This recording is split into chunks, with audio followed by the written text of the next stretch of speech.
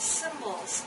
The world speaks to us in all sorts of different ways. We might think of a religious symbol, we might think of a symbol of a school or a town, possibly a sports theme, might have a special mascot or symbol.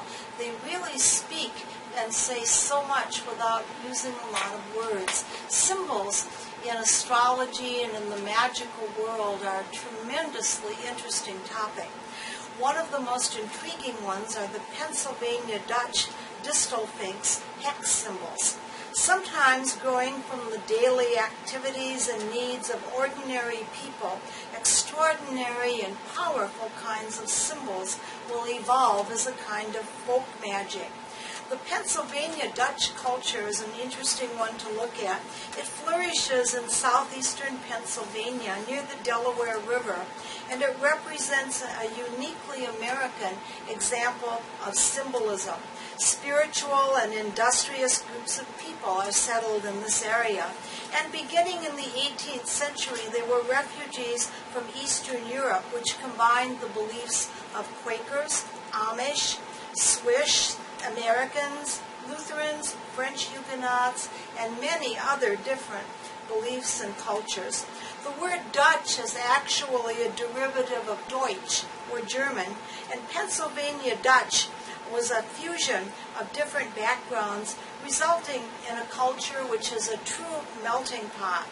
Local dialects use distinctive words, recipes, arts and crafts, and other traditions collected. Nearly everyone who lives in the area will know at least one person who's called a powwower, or hexologist. Protection and love, cures for illness are among the gentle and benevolent magical healing workings of these wise ones. The colorful and mysterious Pennsylvania Dutch hex symbols are charms that are at the heart of this belief. They feature hearts, birds, stars, rosettes, teardrops, acorns, leaves, flowers, usually arranged in a perfect circle. These big geometric symbols cover barns, and also ceramics and linens, hope chests, even tombstones throughout the countryside. The images glorify nature through the vehicle of the subconscious. The circle is supposed to create a glimpse of paradise, heaven on earth. The distelfink, bird or thistlefinch, is one of the most popular of the hex symbols. It represents great good luck. Hearts assure love, tulips for faith, hope, and security. Scallops often surround the circles, and that's to represent smooth sailing through the storms of life.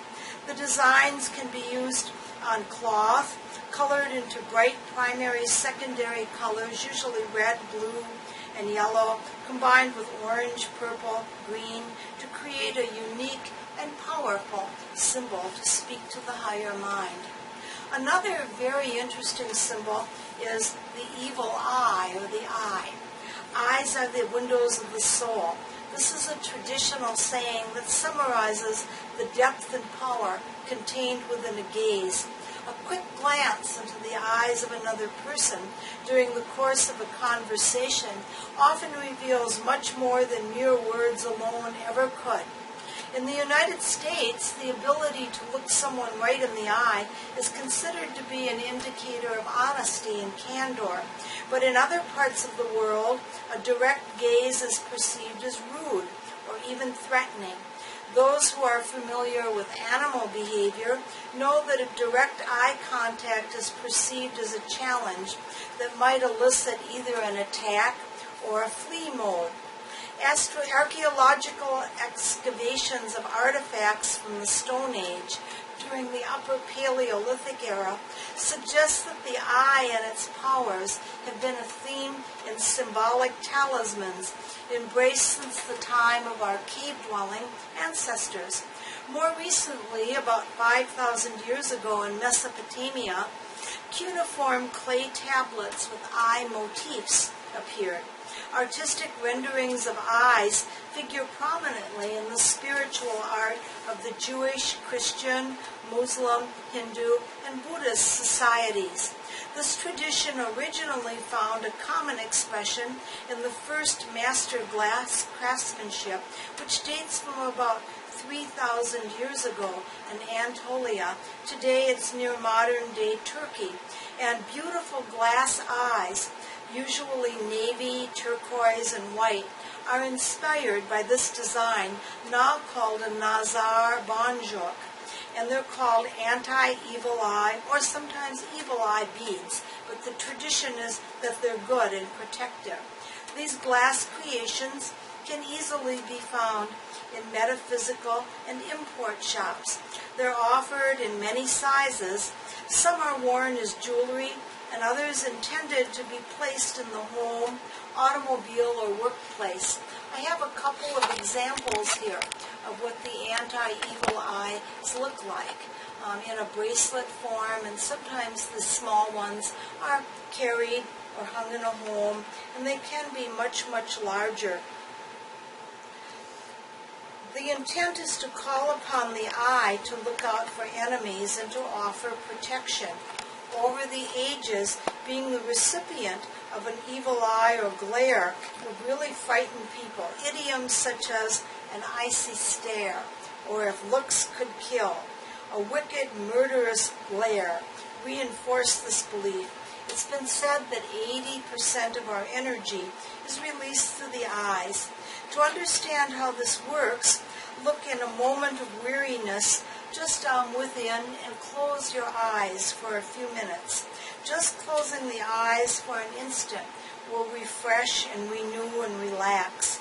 The power of the eye turned within turns its intent towards self-healing. Those who practice the Kabbalah will often employ another symbol with the eye. It's a red string.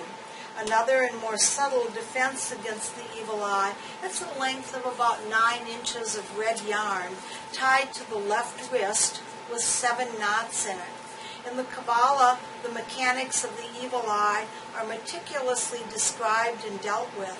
Its teaching is that a single negative or envious thought dwelled through the glance of another can contract an energy field known as a judgment, and this can devour the light of the recipient's life force.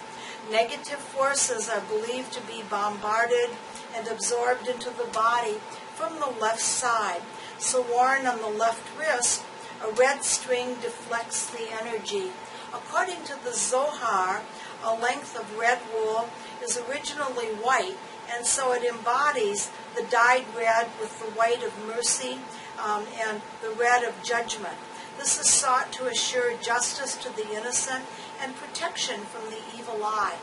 The 7 knots represent the 7 spiritual worlds, the colors of the rainbow, the chakras in the body. In the Orient, feng shui practitioners will often begin a consultation by tying a length of red ribbon around the left wrist of the client. This is thought to start the qi, or the universal energy moving in a positive direction. If selecting either a red string, an anti-evil eye bead, or both, it's always advisable to take a moment to focus on the intent. Ask the universal forces of good to give inner strength and higher consciousness to irradiate forgiveness, compassion, kindness, and tolerance toward others always. Another very interesting and powerful symbol is the key. The key is a talisman of love, trust, and conquest. 3 keys can be faith, love, and happiness. 3 keys can be the past, present, and future. Keys have been entwined since the human experience, since the dawn of civilization. They seem to have first appeared in Egypt at least 4,000 years ago. The earliest keys were created from a complex series of knotted, hand-woven ropes. Some were very heavy and fashioned from wood. Then about 1,500 years ago, our modern key began to evolve with increasingly elaborate mechanisms. At first, upon considering keys, they can be dismissed as just mere mundane, practical tools, simple ways to assure easy access or granting protection. Eventually, along the way, like the treasures and secrets they might guard, keys began to develop a powerful mystique. Now, in the centuries following, they've become cherished as potent talismans. In addition to assuring physical security and control, keys began to be linked to a myriad of deeper magical and mystical symbolisms. Since the 19th century, keys have not been plain. They've become very beautiful and decorative. Locks and keys on doors especially infuse our lives in many ways. Keys can open barriers, grant access to new physical and emotional and spiritual realms. Think of being given the keys to the city, honoring a favorite guest, the key to your heart, as a pledge of love. Modern phrases date back to more ancient magical uses, when keys were used to invoke powerful deities. Among the Egyptians, Serapis carried the keys to the earth and the sky. Early statues of the goddess Hecate show her carrying keys, which were said to open the gates of both heaven and the underworld. Janus is the god who is named, January is named for, is often portrayed with the keys of the old and the new year in his hands, while Athena holds a key intended to control Athens, her city. Virtually all traditions, keys give us great magic and meaning. Handing over the keys to the castle in medieval times constituted a surrender. During that same time period and a little earlier, new brides were given the keys to a household to cement a marriage. If you returned the keys, it meant constituting a divorce. That's an easy way to get a divorce, isn't it? I like that. Leaving the keys on a corpse, perhaps a spouse's or other relative's corpse at death, was a way of absolving debt and other problems that might have been incurred by the relationship. In China, a favored only child would be given a key to lock him away from death. In Scandinavia, large iron keys hung over a barn door protect cattle, while in Italy, tiny decorative keys were given to new babies to protect their health, especially from convulsions. An iron key placed in a birthing bed was thought to give the mother an early delivery. Keys left on a table were thought to generate chaos and trouble in the home.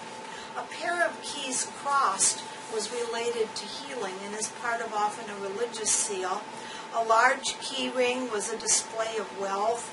An old key preferred over a new is an analogy to symbolically select a tried and true love or job or interest over the new. Keys represent expanding your world, expanding your knowledge.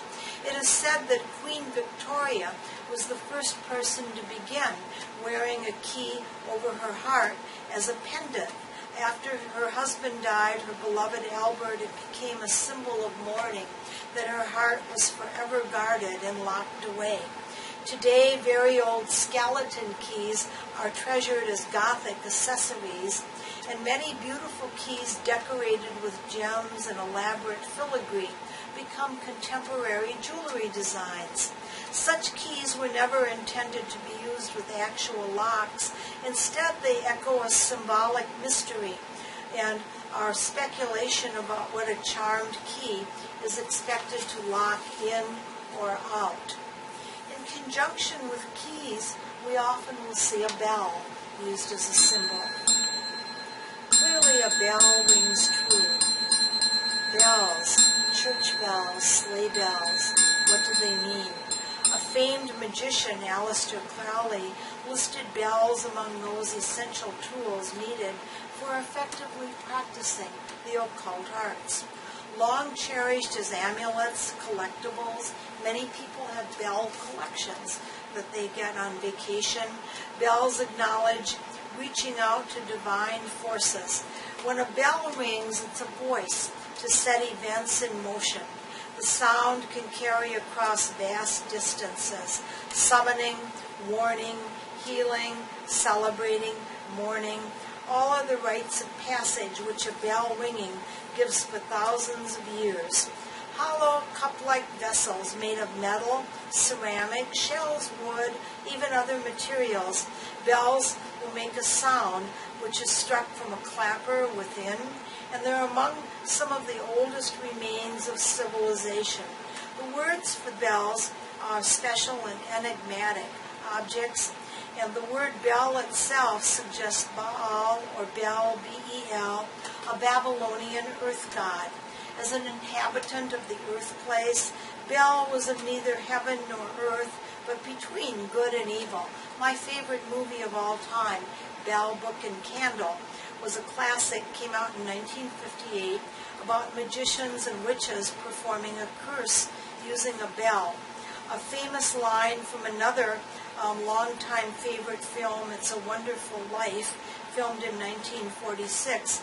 Every time a bell rings, an angel gets its wings. It's a nice thought, isn't it? This saying predates the movie by at least a century and hints at angels being invoked by bells. In religious texts, the sounding bells often signify the opening of a service or gate of heaven. A bell ringing can also inspire fear and dread. Ask not for whom the bell tolls, it tolls for thee. This is a reference to the bell as a symbol of mortality. The loud, bright sound fades after being rung, then stops completely. This analogy is that a particular event starts and finishes just as a lifespan starts and finishes. Bells ringing evoke a conditioned response. Think of school bells, a doorbell, holiday bells, ushering in a spirit or the end of a study period. Long before text messages were allowed to call someone home, dinner bells were rung as a message to come home at the end of the day. The association of bells with weddings and other sacraments goes back to the 6th century BC. The sound was used to announce celebrations, protect from harm, inscriptions and prayers. Personal names inscribed upon bells presumably amplify a blessing each time it's rung. In colonial America, bell towers have great prominence. Think of Paul Revere, a member of high standing among the Freemasons. There are a lot of historical associations with the ringing of bells. The influential patriot cast at least 23 bells over several decades and dedicated his own second church of Boston and the famous sailing vessel Old Ironside with his bells. The famous phrase, belling the stag, hints at a link between the pagan god Keranos and bells. A stag's bells suggest fertility, a blessing in agriculture. Cowbells have a dual use too, being famous to track the movements of a herd while keeping away evil spirits.